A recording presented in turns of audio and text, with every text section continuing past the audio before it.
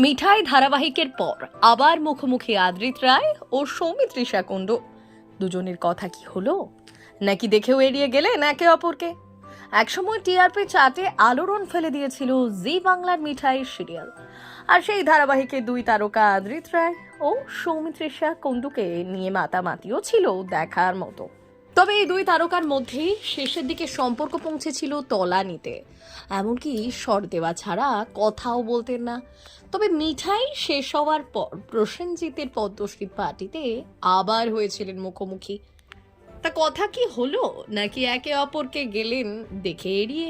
খবর মুখোমুখি আসেননি আদ্রিত আর সৌমিত্রিষা, একজন ডান দিকে তো আরেকজন বাম দিকে।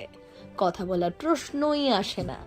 এমনিতে পুরনো ধারাবাহিকে তারকারা একসঙ্গে কাজ করা মানেই হয় চুটিয়ে গল্প, তবে এই ক্ষেত্রে অবশ্য হয়নি তেমনটা।